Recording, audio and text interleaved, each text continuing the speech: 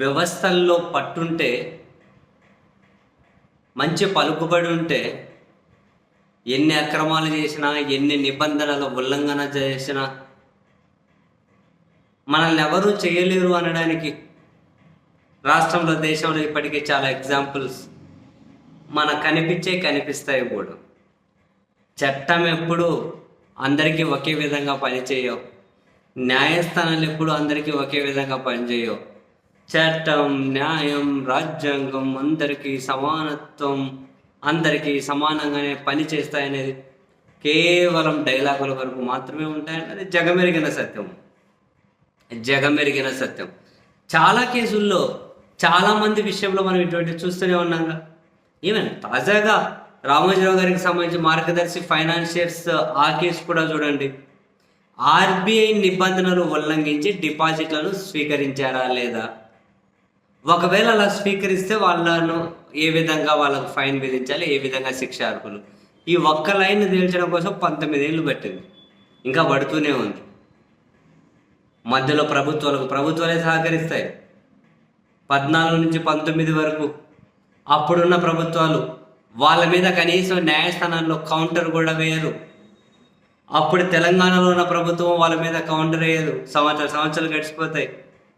చివరికి హైకోర్టులే పిటిషన్దారు ఉండవల్లి అరుణ్ కుమార్కి కనీస సమాచారం కూడా లేకుండా వీళ్ళ మీద కేసులు కొట్టేస్తారు. మళ్ళీ ఆయన సమాచారం తెలుసుకొని సుప్రీంకోర్టుకి వెళ్తే అట్లా కొట్టేస్తారు, మళ్ళీ రీఓపెన్ చేయండి అని చెప్పి వాళ్ళు చెప్పాల్సిన పరిస్థితి వచ్చింది.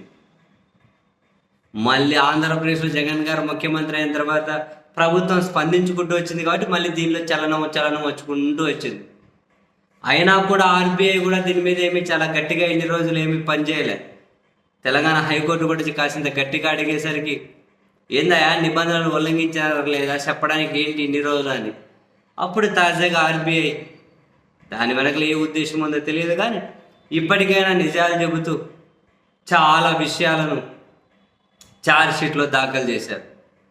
అండ్ ఎప్పుడైనా కనుక మార్గదర్శి నిబంధనలు ఉల్లంఘించింది అనే మాట వినిపిస్తే సార్, బీజేపీ ఎంపీలు, టీడీపీ వాళ్ళు మీడియా ముందుకు వచ్చా అంత పెద్ద మనిషిని అంటారు, ఆ కథలు అంటారు అని చెప్పి ఆయన మీద ప్రశంసలు కురిపించుకుంటూ, అది ఉల్లంఘనలకు పాల్పడిందా లేదో చెప్పండి అంటే అట్లా పాల్పడిందనే వాళ్ళని తిట్టుకుంటూ వచ్చేవాళ్ళు. తాజాగా కూడా చూడండి, పార్లమెంట్లో మిథున్ రెడ్డి గారు మార్గదర్శి అక్రమాలకు పాల్పడింది అని చెప్పి ఆయన మాట్లాడితే, ఒక పక్క సీఎం రమేష్, మరోపక్క పురంధరేశ్వరి గారు పార్లమెంట్లో అసలు ఎంత ఆగ్రహాన్ని ప్రదర్శించారు. బయటకు వచ్చి మీడియా సమావేశమే పెట్టారు. వీళ్ళకి వ్యతిరేకంగా వార్తలు రాస్తారు కాబట్టి వీళ్ళు ఇట్లా అంటారు దాన్ని, అది చాలా పవిత్రమైనది, అది చాలా గొప్ప సంస్థ, అది ఇది అని.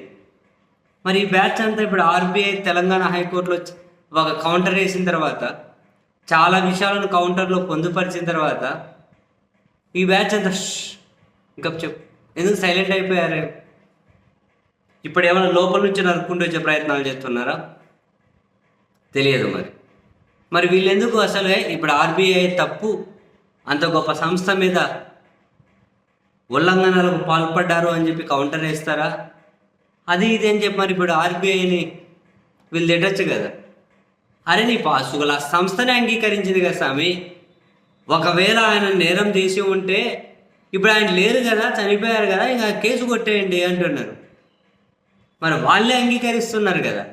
మరి ఇప్పుడు ఎగిరిన బ్యాచ్ వాళ్ళ పవిత్రత గురించి పుంకాలుగా మాట్లాడిన బ్యాచ్ గప్చి ఇప్పుడేం నోరు తెరవరా? ఎలాంటి వ్యవస్థలు, ఎలాంటి పాలకులు, ఎలాంటి ప్రభుత్వాలు, ఎలాంటి చట్టాలు, ఎలాంటి న్యాయస్థానాలు ఎట్లా ఉన్నారో చూడండి. ఒకరి మీద చర్యలు తీసుకోవాలి అంటే, ఒకరి నిబంధనలు ఉల్లంఘించారా లేదా తేల్చాలంటే ఫస్ట్ వాళ్ళ పలుకుబడి ఏంటి, వాళ్ళు ఎంత గొప్పోళ్ళు అవి తేల్చాలి. అవన్నీ ఆలోచించిన తర్వాత నిర్ణయాలు తీసుకుంటారు. ఎంత గొప్ప వ్యవస్థల మధ్య ఉన్నామయ్యా నిజంగా.